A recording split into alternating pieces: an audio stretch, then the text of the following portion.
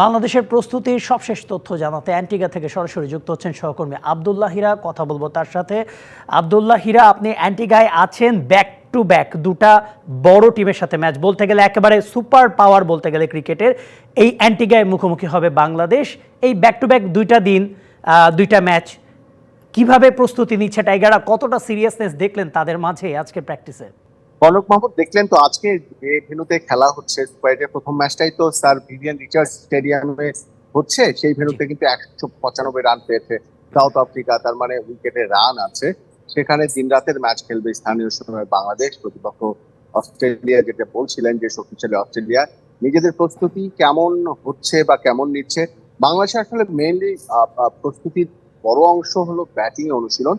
Top order ব্যাটসম্যানরা যেহেতু run পাচ্ছে না, সেই জায়গায় টপ অর্ডার ব্যাটসম্যানরা মানে নানাভাবে ব্যাটিং করছে। কিন্তু দুঃখের বিষয়, তারা যখন নেটে প্র্যাকটিস করেন তখন তাদেরকে 4-6 হাঁকানোর যে দৃশ্যগুলো আমরা দেখতে পাই, সেই 4-6 হাঁকানোর দৃশ্যগুলো কিন্তু আমরা বাউন্ডারি সীমানা পেরোনোর মানে যে আউট হওয়ার যে চান্স থাকে বা আউট হওয়ার যে ঝুঁকি থাকে, সেই সব জায়গাগুলোতে তারা 6 হাঁকায়। তো আমরা প্রতিপক্ষ দল অস্ট্রেলিয়া এই মুহূর্তে ব্যাট করতে মানে ব্যাটিং অনুসরণ করছে, তাদের অনুসরণ দেখলাম যে তারা খুব সহজেই নেট ব্যাটিং এর সময় 6 হাঁকাচ্ছে এবং সেটা একেবারেই বাউন্ডারি ওভার বাউন্ডারি অনেক দূর দিয়ে পড়ছে। তার মানে এই যে বাংলাদেশের ব্যাটটা কিন্তু আমরা একেবারে চোখকে দেখছি অনুশীলনে। এই অনুশীলনে যে পা দেখছি, সেটা মাঠে কিভাবে কাটিয়ে উঠবেন সেটা একটা বড় প্রশ্ন।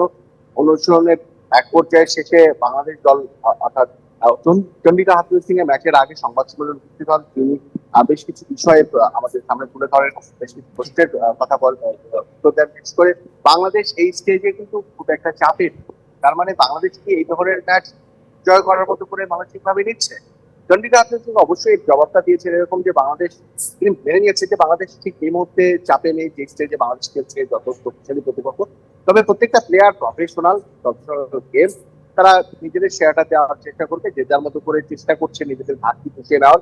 একটা কথা বলতে হবে, অধিনায়ক শান্তকে আমরা সেন্টার উইকেটে অনুসরণ করতে দেখিনি। পরে যতটা জানতে পেরেছি তিনি ইনডোরে ব্যাটিং অনুসরণ করছেন। তার মানে শান্ত যে খারাপ সময় যাচ্ছে, পাশাপাশি সামাজিক যোগাযোগ মাধ্যমে অনেক কথা হচ্ছে, সেই প্রভাবটা শান্তর মনের মধ্যেও পড়েছে। আশা করা যায় শান্ত যে কোনো ভাবে যে কোনো কৌশল অবলম্বন করে হলেও শান্ত তার এই ম্যাচে, অর্থাৎ সামনে যে ম্যাচ আছে অস্ট্রেলিয়ার বিপক্ষে, সেখানে একটা নিজের ভালো পারফরমেন্সের দিকে ফিরবেন। না হলে কিন্তু বাংলাদেশের ব্যাটাররা যদি ভালো না করতে পারেন, বোলাররা কিন্তু বাংলাদেশকে ম্যাচ অবশ্যই ব্যাটারদের উপর একটা বড় দায়িত্ব থাকবে, কারণ দুটো সুপার পাওয়ার এগেইনস্টে খেলা, অস্ট্রেলিয়া এবং ইন্ডিয়া, এই দুটো দলের বিপক্ষে শুধু বোলারদের উপর ভরসা করলে চলবে না, ব্যাটারদেরও সমানভাবে দায়িত্ব পালন করতে হবে। আব্দুল্লাহ হীরা, আপনাকে ধন্যবাদ। দর্শক, সহকর্মী আব্দুল্লাহ হীরা যোগ দিয়েছিলেন অ্যান্টিগা থেকে, জানাছিলেন বাংলাদেশের সুপার 8-এর প্রথম 2 ম্যাচের প্রস্তুতির সবশেষ আপডেট।